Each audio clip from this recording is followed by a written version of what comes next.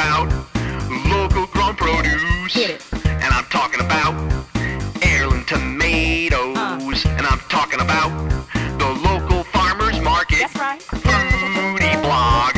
I'm gonna write me a foodie blog. Foodie blog. I'm gonna write me a foodie blog. It's just another fact of life for me, really. Watch him chop it up and make you feel so rude. It's just another fact of life for me, really. Watch him chop it up and make you feel so rude.